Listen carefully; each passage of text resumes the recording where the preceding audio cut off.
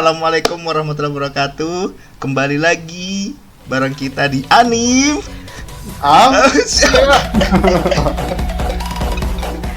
Aduh ya Allah. Kayak kenal jogetnya ya. Kayak yang lagi viral itu. Bagaimana nih Ngap sekarang Ngap? Apa nih yang mau dibahas nih? Yang mau dibahas. Siapa nih yang mau diundang siapa nih? Waduh, ini sih bukan kaleng-kaleng sih Ngap. Yang kita undang ini lagi-lagi best of the best of the best. Bestnya udah 3 kali tuh kira-kira tuh. 3 kali, yoi. Karena saking apa ya? Karena saking bagusnya kan. Ngap berkali ini kan. Gila. Langsung gaknya nih? Langsung gak nih? Penasaran gak? Penasaran sih. Pinisirin. Daripada jadi arwah penasaran ya kan? Waduh. Langsung kita panggil aja kali ya. Let's go, skuy. One eternity later. Widih. Siapa nih? Wey. Let's go. Wow. Udah ada yang mengenali beliau ini. Wes, gila. Ada juga yang belum kenal. Yo, boleh Mas, perkenalkan Mas. Yo. Langsung saja nih ya kan, sikat Mas. Siapa nih? Nama gue Gemil Rahmandika. Gue udah di industri ya, udah 10 tahun ya, lebih di belakang ini. Tapi gue sekarang udah fokusnya di rigging, sekarang senior rigging artis. Gokil bro, 10 tahun bro, dedengkot bro. Iya kan, dia animasi. Gokil ya kan, gitu bukan kaleng-kaleng ini ya kan. Oke, ini sebelum lanjut lebih jauh nih ya kan, kesibukannya apa aja nih sekarang nih Mas Umil nih? Let's go Mas. Saya sih kesibukannya paling ya namanya kerja 9 to 6. Dari Senin sampai Jumat ya, biasanya gitu. Wah, benar-benar full time kerja. Yo, cuan pokoknya. Another one. Passion pokoknya. Iya. BTW nih ya kan. Ini kayaknya kalau dari background bobonya bukan Indo nih Mas. Di Indo atau di mana nih Mas? Di Malaysia. Gokil. Internasional. Yo, kedatangan lagi nih kita nih internasional nih ya kan gitu Mas Umil. Ini harus banget kita korek ini, Riz. Parah sih ini karena 10 tahun, Bro. Ya kan. Yo, ya kan senior rigging artis. Let's go nih, ya kan. Kita break nih, ya kan. Boleh ya Mas ya, tanya-tanya ya Mas. Iya. Ini aku pengen tahu nih Mas ya kan, dari kok bisa sih Mas gitu kan, dari awal masuk terjun di dunia animasi ya kan gitu. Boleh diceritain nggak Mas kayak gimana Mas? Tahun berapakah? Iya awalnya sih. Boleh. Jadi gua kuliah pertama mulai dari kuliah dulu ya. Jadi kuliah gua di Winus. Itu jurusannya memang animasi. Nah, habis itu dari situ lulus langsung kerja di Infinite Framework di Batam. Terus sekitar 1 tahun lah gitu. 1 tahun ke 2 tahun lah pokoknya. Nah, habis itu dari situ baru dapat tawaran kerja di One Animation di Jakarta. Habis itu dari One Animation itu ada studio baru itu buatan Mas Adit. Itu namanya Little Giant. Itu cukup lama tuh di situ. 3 tahun 4 tahun di situ. Habis itu tapi itu di posisinya masih sebagai animator ya. Jadi waktu itu animator, supervisor, TD, technical director ya. Terus baru habis itu dari situ pindah ke show entertainment. Itu baru jadi officialnya, baru benar-benar official sebagai rigger. Nah, habis itu dari situ setahun 2 tahun lah. 2 tahun itu baru pindah baru dapat tawaran kerja di Anima Vitai Point di Malaysia. Yang sekarang. Nah di situ baru jadi ya sekarang di sini. Oh. Gitu. Wait. Wait a minute. Who are you? Berarti ini pernah jadi animator, Mas? Pernah jadi udah lebih lama jadi animator daripada Rigger. Rigger tuh baru officialnya tuh baru paling 2 tahun gitu, 4 tahun. Baru berarti. Gokil. Ini. Saya emang dulu, tapi emang dulu dari sejak dari Infinite itu udah interest sih, jadi cuman emang nggak official aja sih. Jadi paling kita kalau kerja kayak bikin project pribadi atau project mungkin dari pemerintah atau pokoknya dari freelance lah gitu. Itu di situ tuh mulai intensnya jadi Rigger di situ. Cuman kalau dari official kerja formal gitu baru jadi Rigger tuh baru 4 tahun terakhir itu. Oh, oke. Berarti mungkin sebelumnya bantuin aja kali ya, sekalian belajar mungkin gitu kali ya. Oh. Iya. Ih, tapi menarik ya. Iya, Dari animator nyebrangnya ke Rigger nih. Mungkin berkaitan ya, karena kalau animator Bener. nah, mungkin suka ngulik-ngulik. Tapi biasanya emang kalau Rigger tuh awalnya emang harusnya sih itu dari animator sih, minimal mungkin pernah ngerasain jadi animator mungkin setahun gitu, jadi tahu kebutuhannya animator apa. Nah, ini menarik nih. Ini menarik nih, Ngap, ya kan? Perlu banget diulik nih. Nah, ini kok bisa, Mas, ya kan? Nyebrang ke Rigger nih ini. Apa nih alasannya nih, Mas? Let's go, Mas. Kepo Oh, aku itu sih. nih. Nah kalau itu sih gue emang sebenarnya dari awal itu dari sejak kuliah, dari pokoknya pas baru kerja itu di Infinite Framework sebenarnya gue lebih tertarik jadi Rigger. Oh. Cuman waktu itu selama kuliah kan software-nya beda tuh, waktu itu kayak 3ds Max. Nah itu gue emang planningnya untuk kalau mau jadi Rigger, gue planningnya sih belajar dulu lah, belajar di Maya. Waktu itu kan kalau industri kan banyak kan pakai Maya, jadi gue belajar pakai sama ya setahun 2 tahun gitu baru bisa paham untuk punya PD lah buat bisa ngerigging untuk production gitu. Oke, berarti emang awalnya tuh ada interest kesananya ya. Malah ini malah kesannya kayak ini ya, apa namanya, masuk animator tuh kayak salah jurusannya gitu. Kebayang nggak maksud gue? Jadi harusnya tuh masuk. Nggak, waktu itu soalnya karena jadi animator ya karena gue sih bagusnya waktu itu di situ paling bagus di bagian itulah yang bisa dapat ya bisa buat makan lah gitu. Kerja buat makan. Jadi animator. Oke. Oh, iya. Berarti menarik ya. Maksudnya tuh namanya, ternyata interestnya tuh dari awal malah ke Rigger nih, yang teknikalnya bisa nyambung kemana-mana nih, tapi belajarnya di animator dulu nih gitu. Oh, kirain tuh dari awal tuh pengen jadi Rigger itu ya karena ngerasain jadi animator, anjing lah ya kan, Ricky kok gini amat, gua juga nih yang Rigger nih gitu. Apa sih yang ngerik ya kan? Iya, gua aja dah. Gitu kan. Biar gua aja lah handle gitu kan. Gatal biasanya kan gitu kan gitu. Kalau animator kan ngeliat yang ini kan, gatal banget nih gitu ya kan. Nah, ini juga gitu nih, gitu kan. Ini Ricky siapa sih gatal nih gitu. Kita ketik sendiri nih. Ya biar gua aja lah yang ngerjain.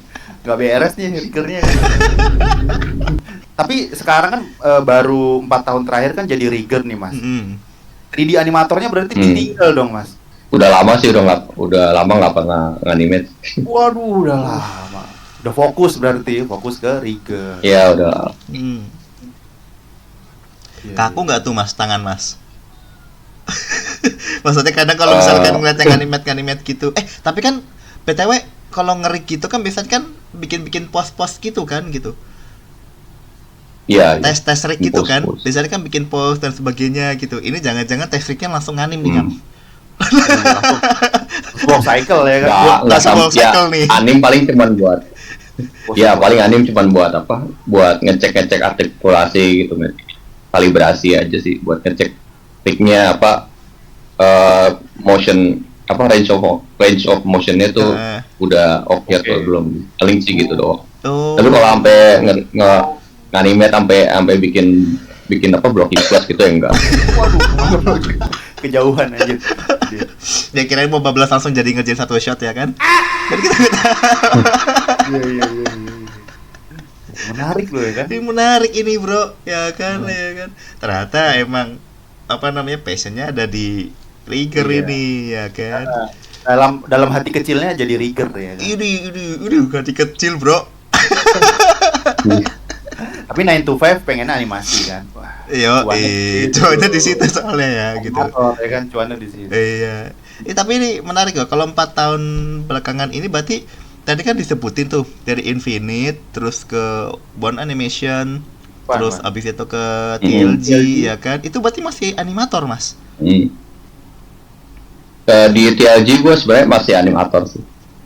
Tapi enggak sih Pak, kalau di TLG tuh jadi gue di situ job desk-nya kan dari animator, terus animator animation supervisor, di situ technical animator. Jadi officialnya sebenarnya sih di situ technical animator, cuman gue kalau dilihat job desk-nya merangkap lah technical animator, terus technical director sama rigger. Jadi situ gue juga nge-rig juga di TLG, cuman nggak official lah gitu. Jadi nggak full gitu ya Mas ya? Banyak juga. Nggak sih. full. Banyak juga ya betul. FPV juga gitu. Nah ini teman-teman kan siapa tahu bingung ya kan, TLG apa sih gitu kan, The Little Giant itu yang buat Nusarara bro. Ini ya kan, Pabriknya tuh. pabriknya itu ya kan, ya kan. Nah Nusarara itu apa namanya kalau nggak salah ada yang berkesan banget nih yang buat aku nih, yang episode apa Bunda kali ya kalau nggak salah yang dulu tuh. Ada kan ya kalau nggak salah ada episode Oh iya, Bunda. itu episode spesial ha. Episode spesial Bunda itu. Itu Wis, bro, nonton gua. Jadi teringat Bunda ya, ya kan? Yo, Jadi teringat. Astagfirullah. gokil. Nah itu dengar itu di situ Mas apa? Umil ini yang tidinya kah atau gimana nih? Ya di situ ya pokoknya ya ngurus technical lah pokoknya. Rigging, terus ya apa bantu bikin script gitu, bikin tools, coding script gitu lah pokoknya. Oh, berarti emangnya di TLG itu udah masuk pure ke technical animatornya ya? Iya lebih ke technicalnya, nggak banyak, kayaknya nggak animate sih belakangan. Gokil. Terus bentar. Tadi kan sempat bahas skrip juga tuh. Berarti Mas Umil nih coding juga dong, Mas? Iya coding kayak Python kalau di Maya. Oh, itu kalau yang codingannya tuh emang baru di TLG apa emang sebelumnya juga udah suka, Mas? Udah suka sih, tapi sebenarnya dari Infinite udah nyoba sih pakai script doang sih, istilahnya script. Oh, kayak soalnya kalau kita ngomong kayak coding atau programming tuh biasanya orang IT yang programmer tuh kayak apa tersinggung. Oh. Ya, lu padahal cuman berapa line code doang, cuman ketik beres. Enggak. Kadang-kadang orang mereka bilang, bukan program ini, cuman script doang, script. Jadi kalau di awal itu kalau di animator kan biasanya dulu kan kita ada ngeriset controller jadi 0 gitu kan, translate, rotate, terus scale jadi 1 gitu. Itu pertama sih gue belajarnya dari situ sih. Jadi buat gimana caranya kita kalau ngeriset controller nggak perlu pindah-pindah ke channel control terus dinolin, angkanya dinolin terus. Jadi cuma pakai ini aja script terus dipasang di key binding gitu. Jadi cuma di shortcut aja. Untuk mempercepat preset atributnya. Oh. Karena kan kalau mau nge-reset 0 kan kita mesti ke channel box, nolin gitu ya. Iya. Apalagi gitu. Ya berarti kayak semacam buat tools gitu loh.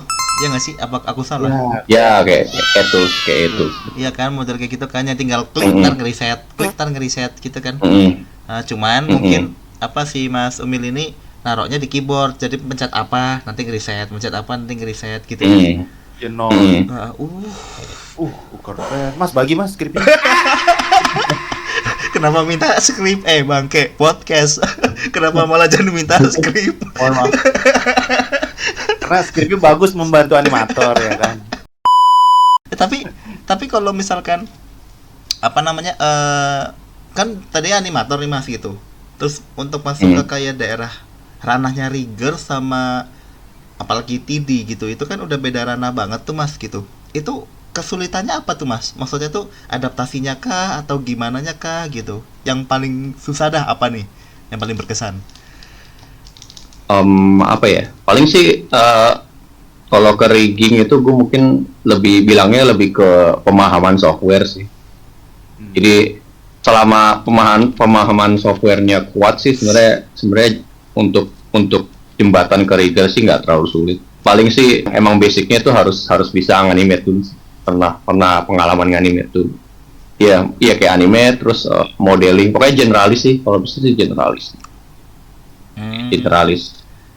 Kenapa harus butuh animate dulu Mas? Maksudnya apakah karena biar untuk mengenal nama-nama rig-nya, apakah biar tahu rig ini ke fungsinya buat apa, kayak gitu kah atau gimana tuh?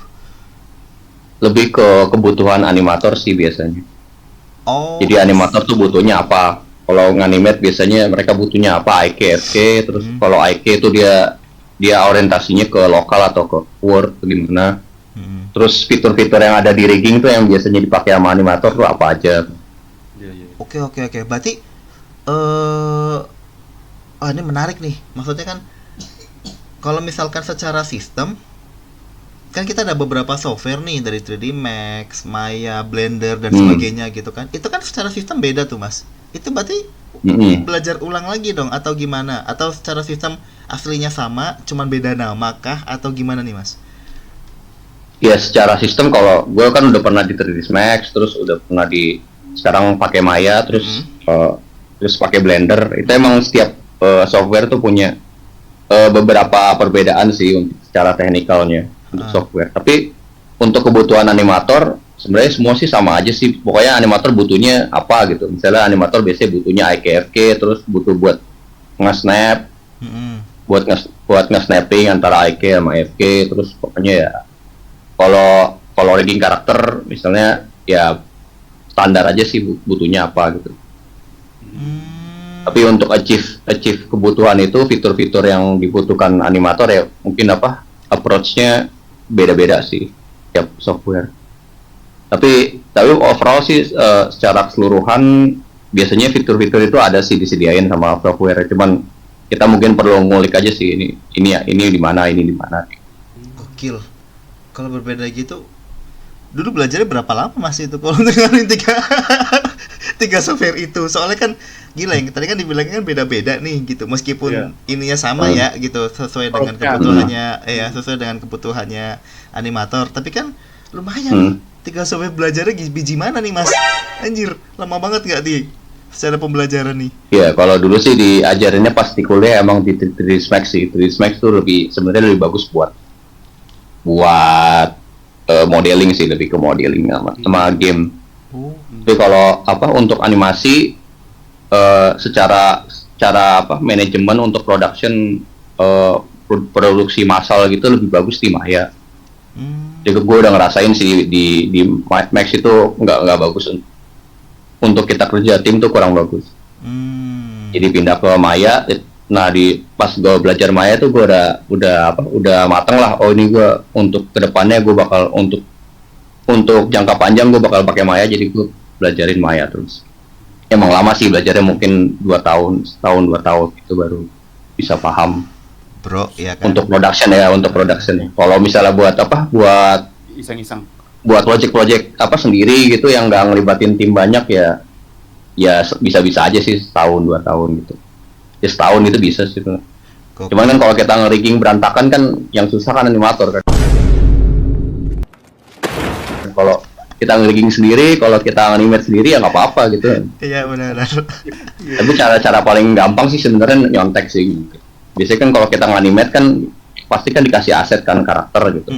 Dari project ini ada macam-macam project kan, project ini, project itu gitu. Itu kita kadang-kadang ngulik-ngulik aja sih.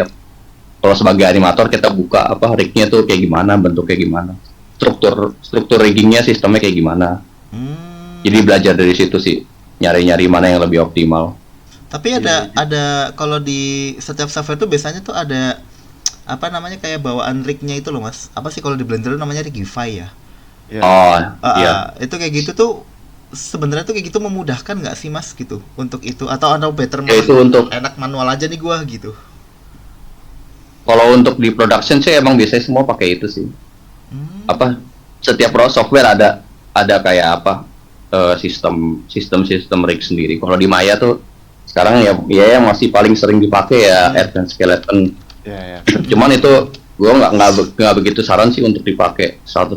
Biasanya itu kalau disaranin kalau misalnya kalau Advanced Skeleton itu kan paling dipakai buat badannya aja gitu, buat sistem utama aja.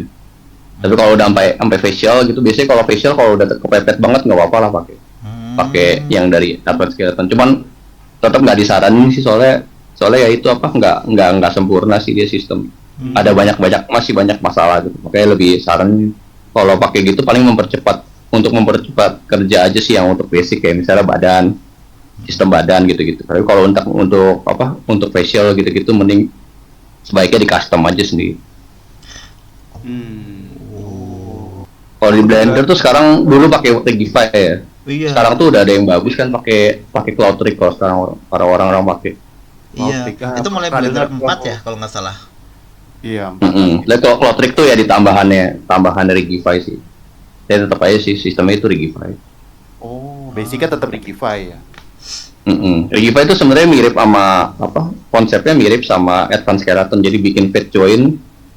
Ya apa tulang untuk build-nya itu untuk bangun sistem rig-nya itu metarik kan namanya. Itu masih itu sama kayak di Advanced Skeleton, Pit Skeleton. Sistemnya gitu. Jadi bikin kayak kayak blueprint-nya. Nanti kita one click button, ntar dia bikinin tuh controller tuh FK, bla. Jadi kita nggak usah pusing-pusing lagi. Oh, auto gitu mas? Iya biasanya sih auto. Oh, berarti. Tapi kalau itu mas, kalau kan itu auto tuh mas, kayak tinggal nempel lah ibaratnya kan. Itu perlu skinning lagi nggak sih mas? Nge-wake painting gitu? Ya itu masih butuh. Perlu juga skin ya? weight. Butuh juga. Biasanya, iya. Cuma biasanya kita ada cara-caranya sih supaya kita nggak terlalu nge-paint weight dari nol gitu ada. Biasanya sih kita pakai proxy, jadi misalnya kalau mesh-nya atau geometrinya tuh high poly, banyak vertex-nya itu sebaiknya kita bikin versi low poly-nya dulu. Nanti kita nge-skin paint weight-nya yang low poly, nanti itu di-copy ke yang high poly. Baru kita beres-beres. Jadi pas kita nge-paint weight tuh nggak benar-benar kita paint weight yang high poly itu sampai satu persatu gitu, satu vertex gitu. Jadi bertahap lah ngerjainnya. Itu bikin berat nggak sih mas kalau yang high poly gitu? Ya biasanya bikin berat. Tapi itu biasanya kalau udah kayak di production tuh kita nggak ada urusan sih sama yang berat gitu.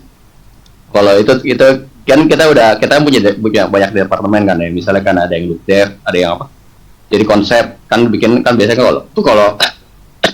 kalau aset tuh pertama dari konsep nanti di modeling geometri udah jadi baru kita dilempar ke rigger kan, masih bentuknya warnanya masih abu-abu tuh modelnya. Itu kita udah terima aja gitu, mau high poly mau low poly bukan urusan kita. Pokoknya kita ya mungkin kita kasih saran aja kalau misalnya ada yang oh ini topologinya salah gitu. Kita kasih. Tapi kalau misalnya kita kasih high poly gitu biasanya kita terima aja. Kita terima aja gitu. Soalnya itu hubungannya sama approval sama klien. Biasanya kan kalau dari modeler itu kan mereka modeling high poly, di render, dikasih lihat ke klien setuju. Ya udah kita pakai yang disetujuin sama klien itu. Jadi kita baiknya nggak ngubah-ngubah apa-apa lagi. Gitu. I see. Tapi kalau kayak gitu mas, misalkan itu jadi bendanya yang high poly itu berat nih di animator kayak gitu, itu berarti boleh nggak diakalin? Tapi nanti kalau ngerender pakai ini nih gitu, misal kita buatin proxy-nya atau apanya itu boleh kan? Tapi iya kita bikin proxy-nya biasanya. Berarti masih tetap aman nih kalau masuk ke animator gitu, soalnya kan tapi meninggal juga gitu. Kalau misalnya langsung gede. Iya. Iya. Tapi itu nanti balik lagi sih ke apa? Ke manajemen dari studionya atau dari apa gimana feedback dari animator. Karena kan kadang-kadang kalau kita dari animator kan, gue juga pernah animator kan, kita tuh nge-play blast gambarnya itu kadang-kadang klien tuh mintanya yang high poly. Itu yang bikin kadang-kadang susah. Kan klien kan maunya lihat yang hasil jadi kan, nggak mau lihat oh ini masih proxy, ini bentuknya di proxy biar ringan gitu. Klien kan nggak mau tahu. Iya sih, benar sih. Ya, paling sih di masalah di situ. Jadi kadang-kadang terpaksa juga ya udah oke. Biar kadang-kadang kan ada urusannya sama simulasi juga kayak plot gitu. Kita mau lihat apa, tembus atau enggak, ada tembus atau enggak, pastiin ada tembus atau enggak. Kadang kalau pakai proxy kita nggak kelihatan tuh ada yang tembus atau enggak pasti high poly. Karena kan low poly banget ya kalau proxy itu biasanya. Cuman biasanya kalau di production yang pernah gue lihat itu biasanya proxy sama yang nggak proxy itu dipisahin asetnya, jadi beda. Oh, jadi switchnya itu bukan di kayak kita switch atribut gitu ya. Tapi itu switchnya di filenya di reference editornya itu kan ada filenya tuh pathnya kemana pathnya. Nah, itu diganti pathnya di situ buat ke proxy. Kalau proxy ya proxy. Biasanya di dalam satu modeler rig-nya ya, terus ada dua gitu. Iya, ada dua folder gitu. Jadi nanti tinggal milih nih mau yang mana nih gitu. Nah itu biasanya kayak gitu juga sih kalau buat rendering. Biasanya kalau jadi kita ngerjain kan ada pakai animator, pakai file yang anime. Nanti pas di render itu nanti pas rendering itu di running kayak script gitu supaya file animator tuh langsung pas masuk ke render itu langsung di switch otomatis pakai script ke yang renderingnya, ke file rendering biasanya. Gokil. Pernah nggak mas? Gitu. Pernah nggak mas buat kayak script sendiri gitu, tools sendiri gitu? Ini gue biasanya pakai ini nih gitu. Lu coba deh di animator gitu. Pakai ini deh gitu. Kalau misalkan works gitu, nanti bisa gue kembangin nih gitu. Gitu pernah nggak mas? Oh, kalau untuk animator pernah sih, tapi itu ranahnya biasanya bukan trigger sih dulu kan sebagai technical animator. Itu biasanya itu kerjaannya technical animator. Jadi technical animator tuh bikin tools yang pertama yang biasanya tuh nge-animate yang biasanya nge-animate yang butuh technical tinggi gitu biasanya. Crowd gitu kan banyak orang. Terus ada yang mungkin pesawat-pesawatan banyak gitu, mungkin harus pakai constraint segala macam yang ribet. Itu technical animator. Terus dia biasanya juga kalau technical animator tuh bikin tools juga buat bantu animator biasanya. Iya kayak semacam Playblast itu juga TA juga yang ngerjain. Mungkin kayak Playblast atau kayak tools buat animator juga ya, kayak misalnya kayak bikin tools gitu. Itu technical animator. Itu tugasnya technical animator gitu. Berarti technical animator itu adalah animator yang mau ngoprek, bre. Wow. Nah, benar. Ngoprek tuh. Karena ngoprek jadi technical animator cocok. Iya, minimal itu tuh kayaknya tuh. Iya nggak sih? Iya, benar. Oh iya, picker termasuk. Kerjaannya TA juga biasanya. Picker, TA juga tuh. Oh. Itu ranahnya TA ya, Mas? Kirain aku malah TD malah masuknya itu. Bisa sebenarnya tuh kalau picker tuh bisa TA, bisa rigger atau TD bisa juga sih. Tapi biasanya kalau TD tuh biasanya yang lebih ke arah pipeline sama yang biasanya ke arah pipeline sih untuk menjembatani antara departemen tuh biasanya TD yang ngerjain. Termasuk juga kayak tools handout itu buat dari koordinator untuk ngirim file ke klien atau ke outsourcing itu biasanya juga TD juga. Nah, ini nih Mas, ini menarik nih Mas. Ya kan ini jadi lebih menarik nih. Ini boleh tanya lebih dalam ya Mas ya? Iya, tuh.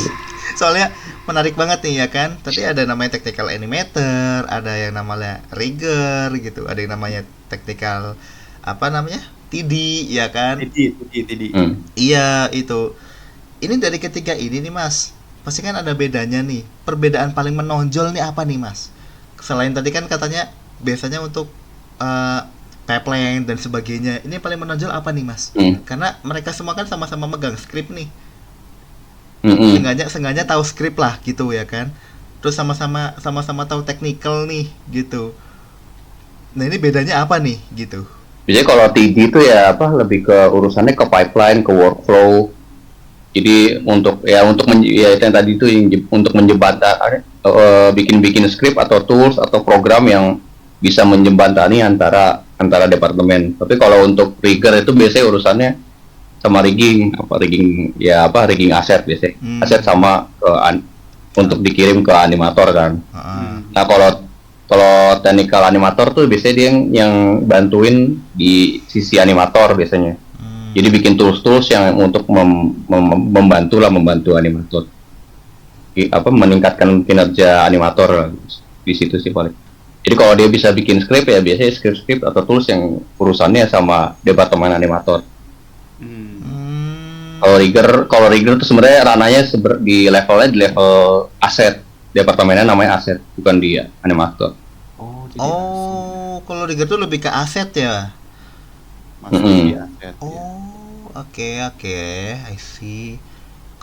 Berarti kalau TD in general overall dong Mas, boleh dikatakan ya seperti itu overall ya? Bisa dibilang kayak lebih ke IT sih kalau TD itu.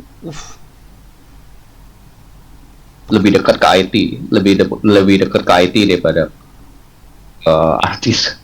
Oh iya. Karena mungkin overall kali ya, harus tahu basic dari semuanya juga ya, overall teknikalnya. Ya, generalisnya harus tahu. Dari konsep gimana caranya bisa ngirim datanya bisa diterima sama modeler. Nanti modeler kalau udah selesai kerja bisa dia bisa istilahnya publish. Jadi one click button publish, bisa diterima sama rigger sama masuk sama render juga sih, look dev. Jadi file itu dari modeler itu nggak perlu nge-save satu-satu dengan format tertentu lah. Jadi tinggal one click button dia langsung ekspor. Nanti barang-barang itu nanti diterima sama si rigger sama render artist sama look dev, mereka bisa kerja paralel sama rigger. Nanti rigger juga gitu sama, nanti dipublish, nanti asetnya yang udah di rigging itu bisa dipakai sama animator di animation scene. Nanti dari animation scene nanti kan biasanya jadi kalau di sini tuh biasanya dipakai cache. Udah pernah dengar pakai cache? Jadi habis dari animator biasanya kan, jadi dari animator nanti itu di cache jadi Alembic. Jadi kayak gerakan geometrinya itu deformasinya direkam yang nanti diterima sama rendering buat di render. Jadi pas orang rendering itu terima file itu udah nggak ada rignya kosong. Jadi cuman gerakan cuman cache doang. Kayak gitu sih paling. Ya bikin toolsnya banyak sih, tools buat apa? Buat yang tadi itu juga termasuk sama buat koordinator, biasanya buat apa? Kalau dulu sih gue bikin collect data. Jadi kalau Playbus kan misalnya satu folder tuh. Iya. Di nge-Playbus tiap file tuh kan di satu folder. Kayak di tiap shot itu kan satu-satu. Nah itu bikin tools buat nge-collect. Jadi koordinator nggak perlu ngambilin file satu-satu tuh dicariin satu folder itu, jadi langsung dikumpulin jadi satu. Itu tools sederhananya kayak gitu sih, tapi lumayan membantu. Jadi di collect versi terakhir itu dari Playbus-nya itu tiap shot di collect, nanti di compile langsung jadi edit. Jadi kita langsung bisa lihat tuh secara keseluruhan satu episode kayak gimana. Jadi nggak perlu ngambil satu file gitu, di edit di Premiere gitu, nggak perlu. Jadi tinggal one click button dia langsung bikin satu file compile lagi. Berarti benar lah kalau misalkan TD itu tadi dibilanginnya untuk pipeline sama ininya gitu. Ya benar lah gitu. Jadi kan memudahkan semuanya nih gitu. Gimana caranya ini dengan satu klik semuanya kelar. Gimana caranya dengan gini enak gitu ya. Oke, baik. Ya, jadi itu untuk jembatannya overall. Itu untuk menjembatani ya. Oh, iya sih. Berarti mencakupnya lebih luas itu, Ngap. Iya, pasti lebih luas. Tapi ngomongin soal TD nih, Mas. Aku kepo nih, Mas. Sumpah ini kepo banget. Kan kalau aku tangkap dari penjelasan Mas Umil, itu kan TD itu problem solving. Kalau ada masalah dia menggampangkan lah istilahnya. Nah, Benar-benar. kalau misalnya ada masalah yang nggak bisa dipecahkan itu gimana Mas? Mesti nanya ke siapa lagi gitu kan? TD itu kan paling tinggi lah ibaratnya kayak general. Tapi ketika ada masalah yang nggak bisa dipecahkan tuh gimana Mas? Nah, itu ya biasanya kita ya kalau itu sih kita rapat sih biasanya si rapat lah sama BOD atau sama lead atau supervisor lain. Kita jelasin ini kenapa nggak bisa di solve gitu. Kira-kira biasanya sih nggak bisa di solve karena kita aja kita dari TD-nya mungkin bukan dari TD-nya yang bisa nge-solve, mungkin dari manajemen mungkin bisa diakalin di manajemen atau di area-area mana gitu. Paling sih kayak gitu. Paling maksudnya kan nge-solve problem kan bukan berarti kayak kita solve problem apapun tuh semua pakai script kan nggak juga kan. Benar. Pasti kan ada bisa juga ke manajemen atau ke scheduling kayak gitu. Atau mungkin negosiasi sama klien segala kayak gitu. Tapi kita paparin sih masalahnya apa. Yang penting kita identifikasi masalahnya di mana dulu. Paling sih gitu. Gokil. Intinya apa berarti komunikasi. Harus bener dulu komunikasi ya kan.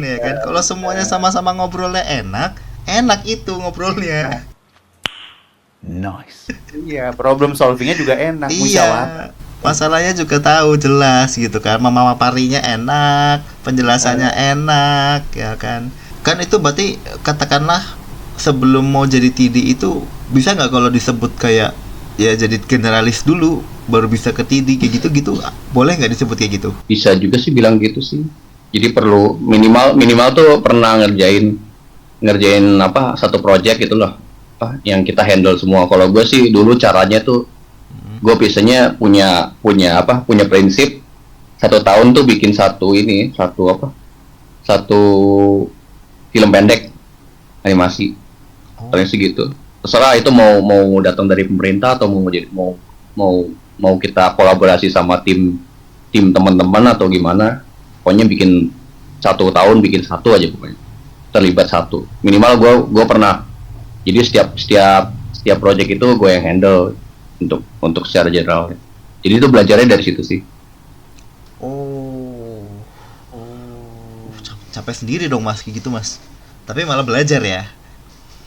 Iya, tapi enggak sebenarnya kalau dibilang capek ya enggak. Sebenarnya kalau dilihat tentang waktunya sih nggak capek sih karena kan satu tahun kan panjang tuh. Maksudnya kita ngerjain project juga nggak maksudnya nggak 1 bulan gitu kan ya. Kalau project sendiri kan enak tuh bisa ya suka-suka aja kita mau keluar kapan. Iya. Jadi buat gue sih 1 tahun cukup lah. Paling kan cuma bikin kayak short animasi mungkin 5 menit atau mungkin iklan 1 menit. Tapi kita latihan untuk coba handle semua satu project itu kita yang terus belajarnya dari situ. Self project gitu ya Mas ya? Self project. I see. Tapi gokil. Ini Mas, Mas Emil udah ngerjain ini ya beberapa project juga kan gitu kan. Maksudnya dari di Indo sampai yang sekarang ada di Malai gitu ya kan.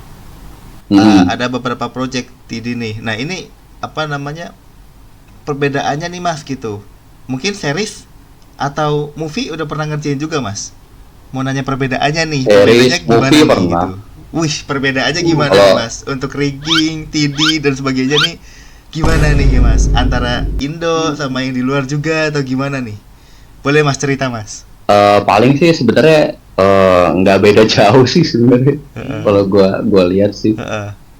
Apa ya bedanya ya? Ya mungkin bedanya kalau misalnya untuk feature tuh mungkin dia lebih lengkap aja sih ininya step-step untuk production-nya lebih lengkap. Biasanya mereka mungkin lebih detailnya lebih tinggi biasanya.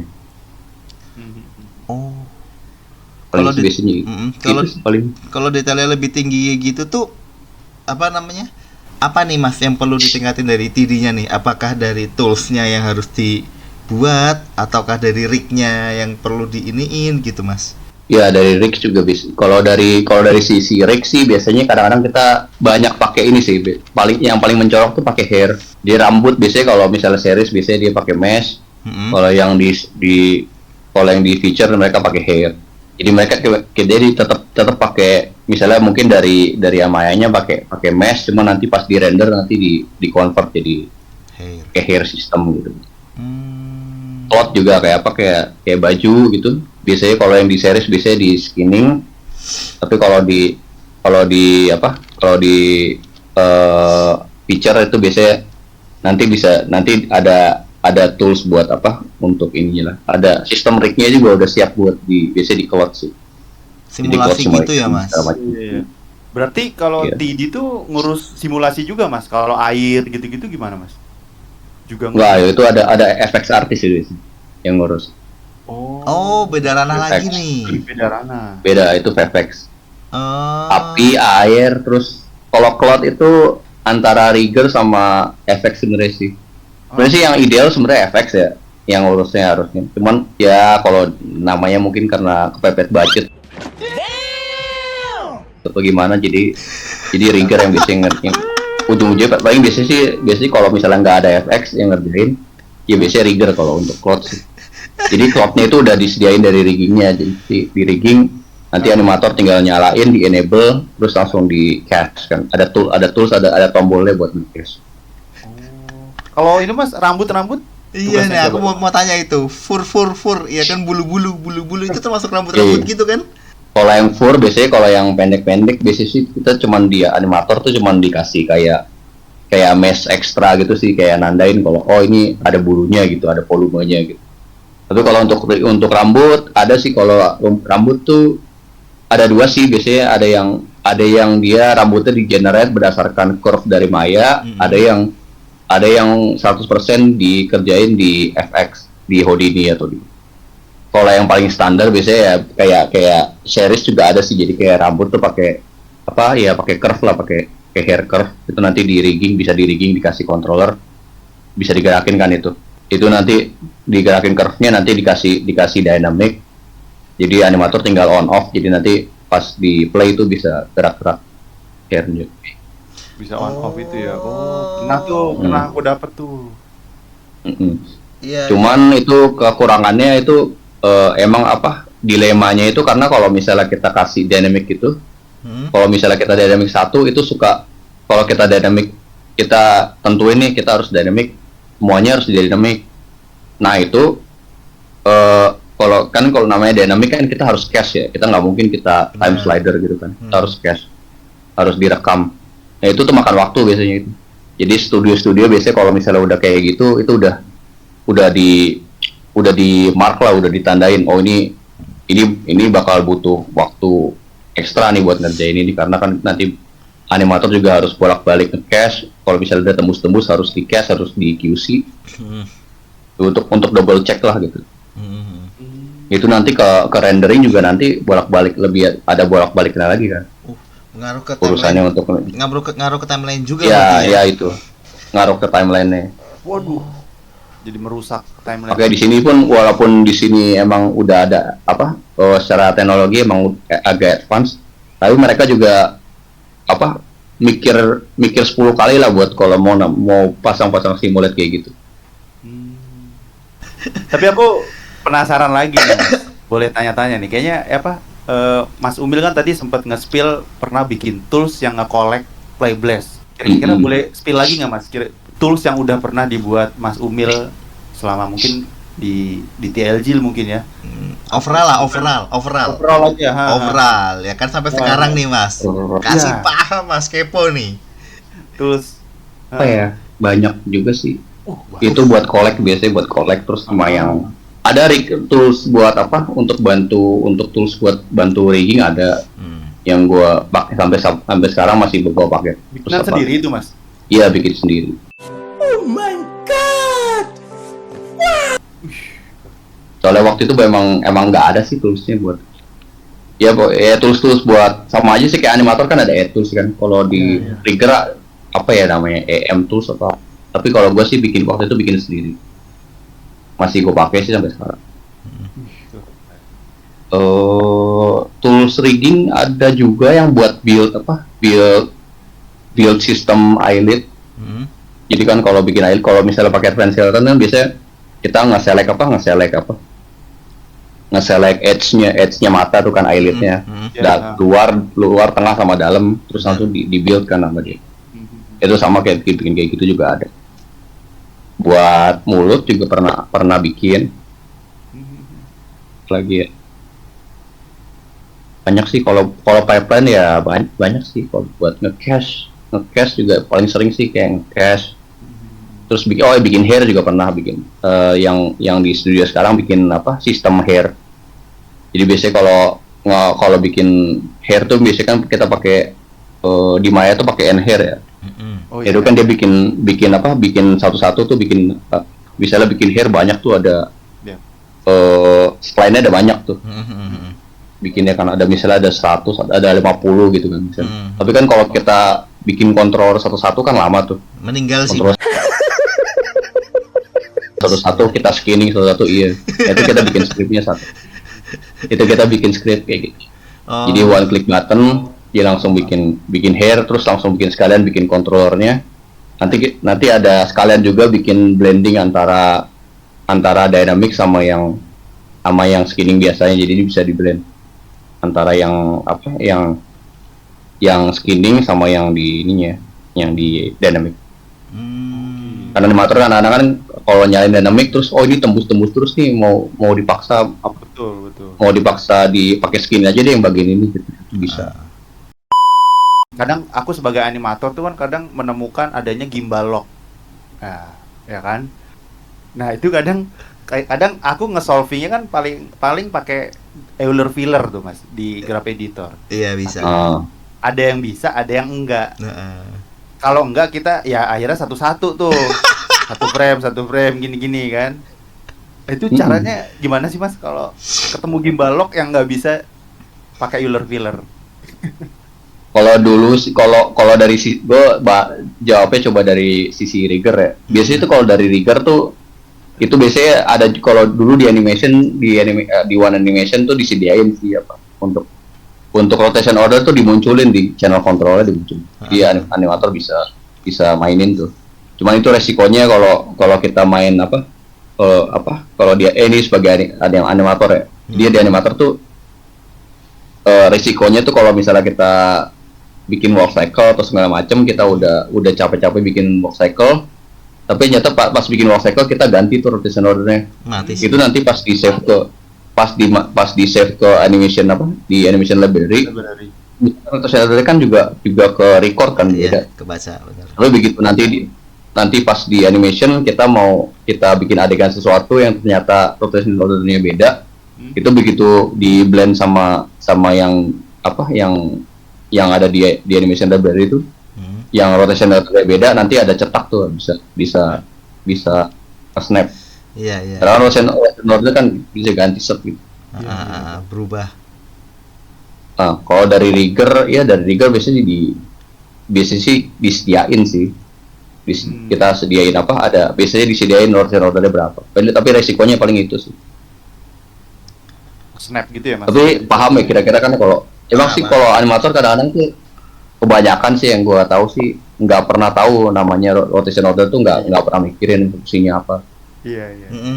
Tapi biasanya kalau dia yang gue ingat di One Animation itu biasanya kalau setiap controller tuh ada sub controllernya kalau nggak salah. Jadi misalnya tangan di sini kan, tangan di sini satu controller. Itu ada ekstra controller satu lagi kecil gitu yang disediain sama di triggernya. Jadi itu kita bisa nge-animate yang bawahnya. Nah itu biasanya buat ngurusin rotation order. Jadi misalnya kita mau adegannya banyak kan tangannya ke depan. Itu biasanya pose awalnya yang controller gede itu kita biasanya di pose ke depan gini. Jadi nanti kalau kita pas kita nganimate adegannya yang di animate tuh yang bawahnya. Oh gitu. Jadi rotation ordernya tetap tuh kan rotation ordernya udah posisinya udah ngurus tangannya posisinya udah ke depan gitu.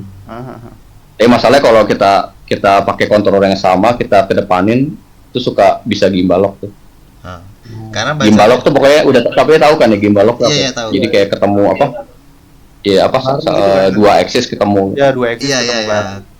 Karena bacanya kalau yang tadi kan satu ini terus dimainin semuanya pasti bisa gimbal lock gitu loh. Makanya itu ada yang dua controller itu kan, jadi biar membedakan untuk pergerakannya kan. Jadi biasanya sih kalau kayak gitu, biasanya kalau di One Animation yang gue ingat sih itu untuk pose awal kita pakai yang gede, tapi pas animate pakai yang kecil. Iya. Jadi untuk basicnya aja kan, ngeposnya di awal, bikinnya pakai yang gede, nanti untuk gerakan dan sebagainya itu tetap di jalur yang itu, tapi dengan yang kecilnya. Iya benar. Iya itu ada tuh. Itu ada tuh. Tapi jarang ya kalau rig yang ada 2 gitu. Karena seringnya kan 1 doang. Jarang emang. Soalnya animator kayak males ngelihat kontrolnya banyak gitu. Biasanya mereka animator kan maunya beres aja, pengen main aja gerakin. Iya. Nah, kalau aku biasanya kalau ngegimbal kayak gitu tuh, aku mainnya 1 frame gitu, Mas. Itu aman nggak tuh kira-kira, Mas? Jadi kalau misalkan ngegimbal nih, frame 1 sampai frame 10 misalkan ngegimbal serat gitu kan. Gitu nggak jelas gitu tangannya. Gitu kan. Iya gitu. Nah, biasanya aku ngambil tengahnya nih. Terus aku misalnya ngambil tengahnya, itu masih nih, Mas, gitu.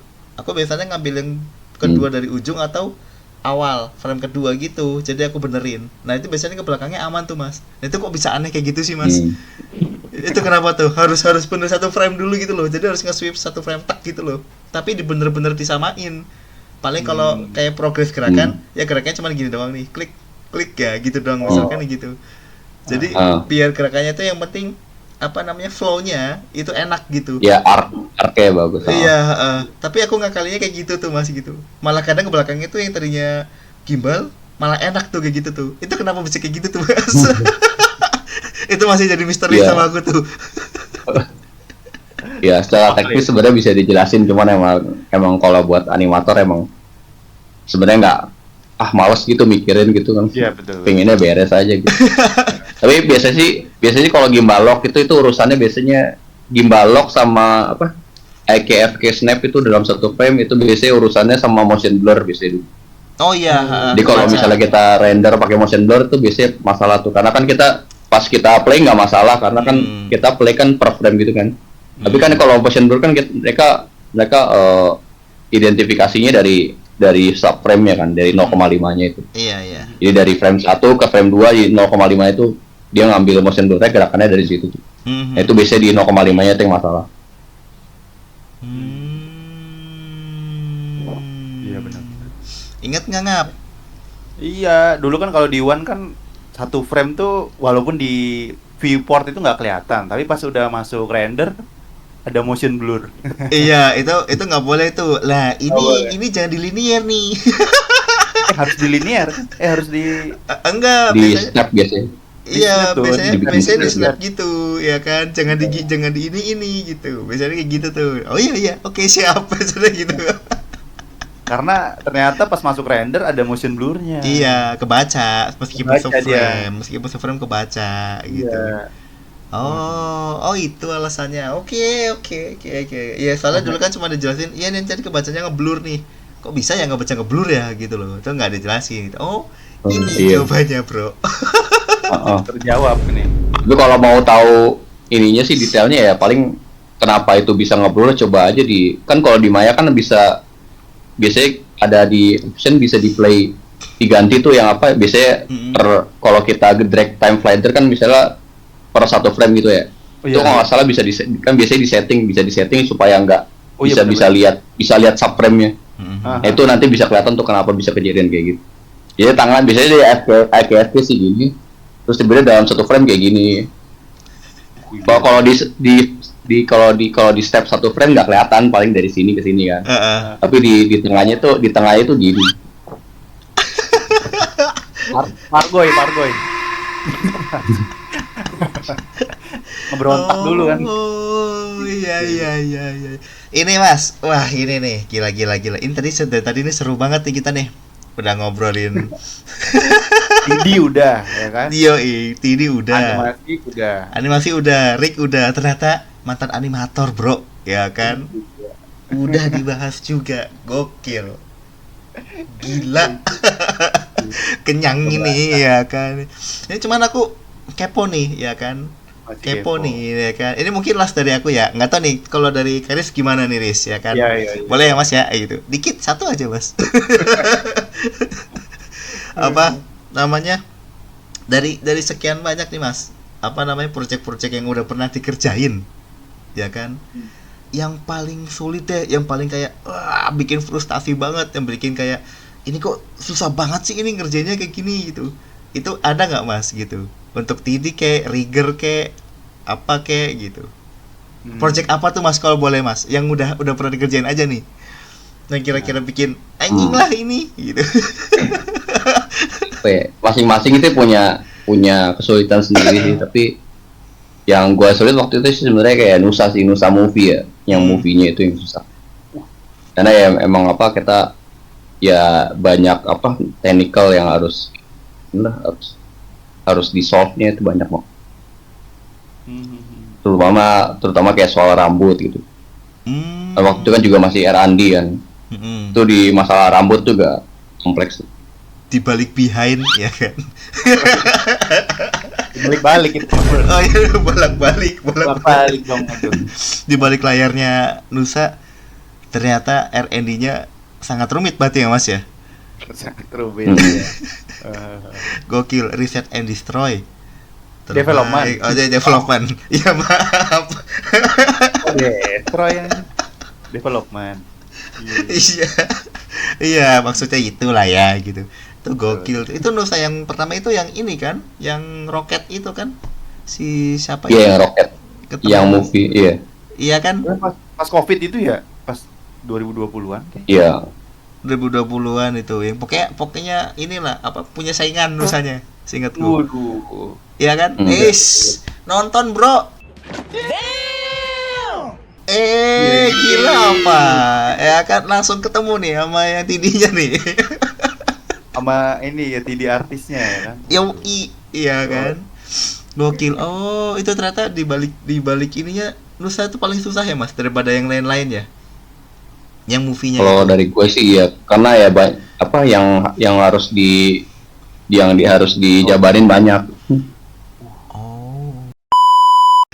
Nah, aku ada last dari aku nih, Mas. Wih, ini, let's go. Mungkin buat apa yang nonton juga, mungkin ada teman-teman yang misal mau menjadi TD artis. Nah, itu tips dari Mas Umil tuh apa tuh, Mas? Dari teman-teman yang misalnya, gue mau jadi TD artis soalnya jarang gitu di Indonesia. Untuk tips dan triknya gimana?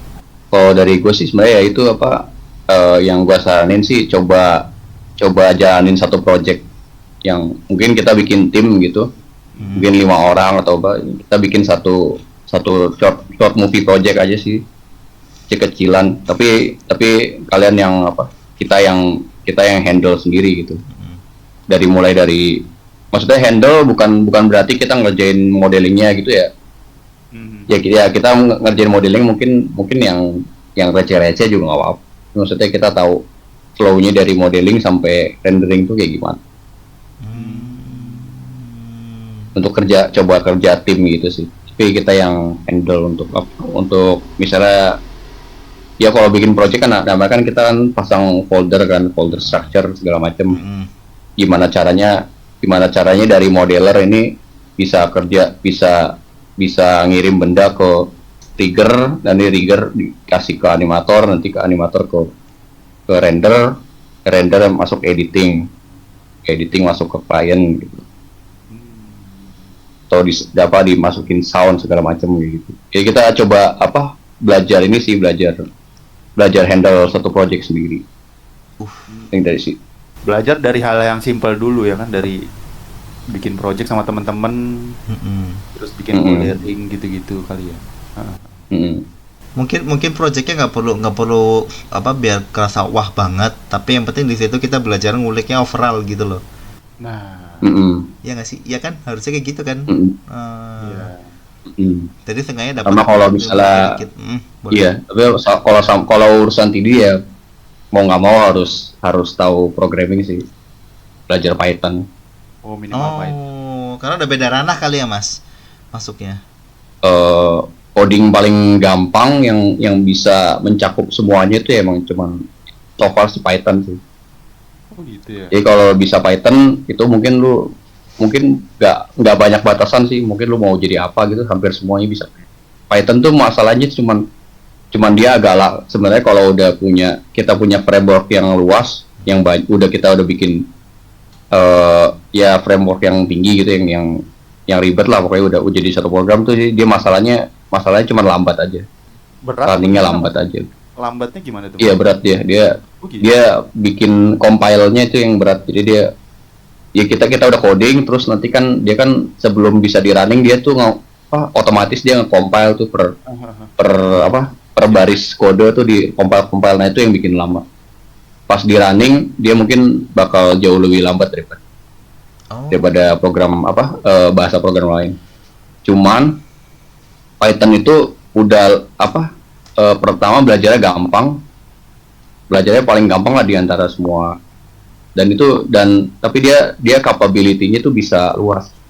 Mau capability AI, mau capability data analis, jadi ke Python tuh modulnya di mana-mana udah banyak sih. Jadi kalau di Maya, jadi Python untuk dipakai di Maya bisa, untuk dipakai buat manajemen data, misalnya kayak misalnya copy paste gitu, rename secara operating system bisa. Terus mau dipakai di Blender bisa, mau dipakai di Houdini bisa. Jadi cuman cukup belajar satu itu tuh sebenarnya. Cuman masalah ini sih kalau paling kita belajar sintaksnya, terus belajar paling yang perlu pelajari itu cuman dokumentasi aja sih. Misalnya Python di Maya tuh bisa apa aja, Python di Blender tuh bisa apa aja, di Python di Houdini bisa apa aja, Python di operating system bisa ngapain aja, gitu itu. Tapi semua penulisannya sebenarnya sama. Sintaks penulisannya semua sama. Cuman beda ini aja API istilahnya, kayak API itu library-nya beda. Library itu kayak modul kan. Modul tuh kayak penulisannya yang untuk Maya tuh beda sama yang di paling sih cuma itu doang sih. Berarti nggak banyak. Misalnya kalau di Maya, misalnya kalau mau bikin objek CMDS titik misalnya CMDS titik create node, atau misalnya kalau mau set atribut misalnya CMDS titik set atribut gitu kan. Kalau di Blender dia cuma butuh nama objek sama nama objek titik nama atributnya atau apa gitu buat ganti atribut. Paling bedanya cuma situ doang. Ngerti nggak Ngap? Aku ngebayangin sih, maksudnya berarti intinya asal tahu basicnya Python gitu, itu kita bisa nge-custom atau nyoba-nyoba ke yang lain gitu ya Mas ya? Iya.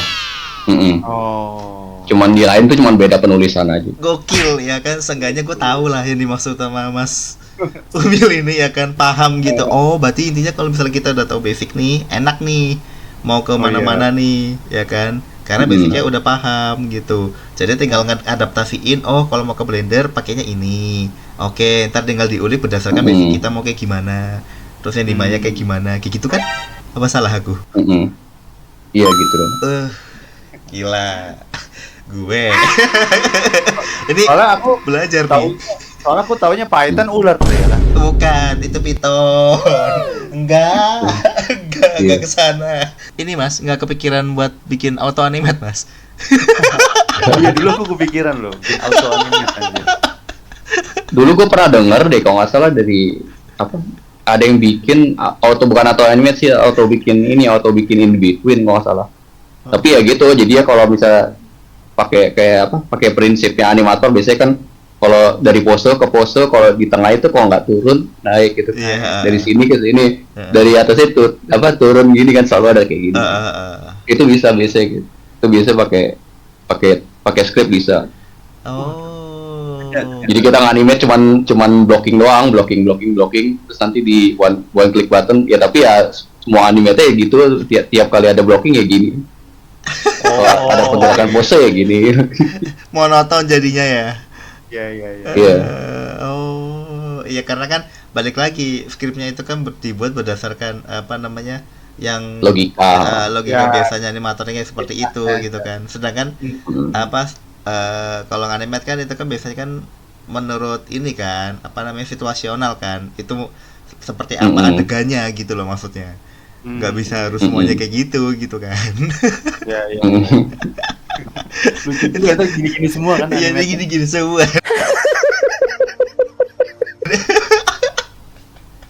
Itu lucu sih. Iya, iya. Udah sejam lebih kita ngobrol, Oh iya, anjir udah tidak berasa ini.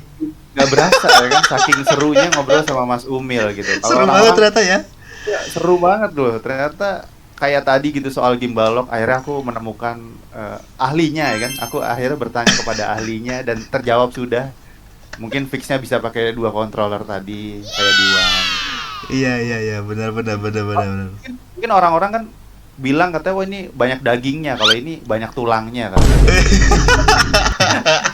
Ngobrol sama Mas Umil nih banyak tulangnya. Banyak ya. tulangnya ya kan, karena rigor ya. Karena rigger, bener, betul.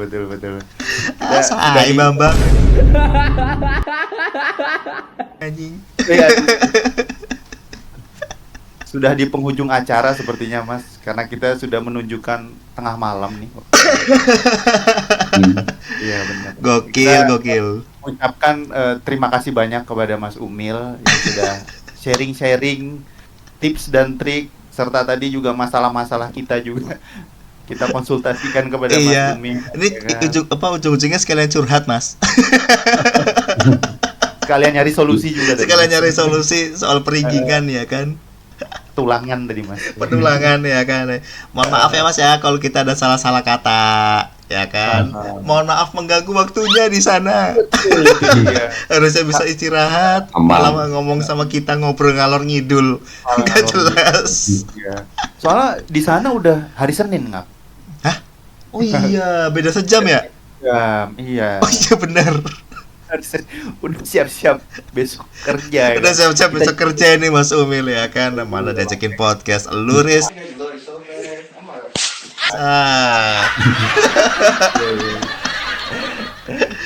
Ya udah deh kalau gitu. Ini berhubung kita udah penghujung acara. Terima kasih banyak ya Mas ya. Mohon maaf banget kita kalau ada salah-salah kata. Terima kasih sudah mau diundang secara sukarela ya kan. Mau sharing-sharing bareng sama kita sama teman-teman di sini juga nih, ya kan? Iya, ya udah deh kalau gitu Mas gitu. Apa namanya? Izin pamit ya Mas ya gitu. Terima kasih banyak gitu sudah meluangkan waktunya gitu. Jangan kapok Mas ke depannya ya.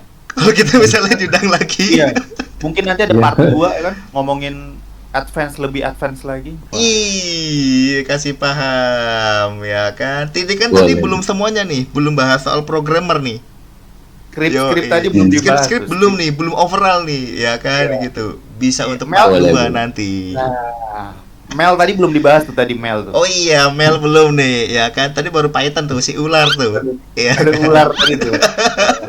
belum Amel tuh, Amel belum nih, ya kan. Amel masih ngilang nih. Tapi Mel jarang sih yang pakai sih. Oh iya. Hampir nggak pada pakai.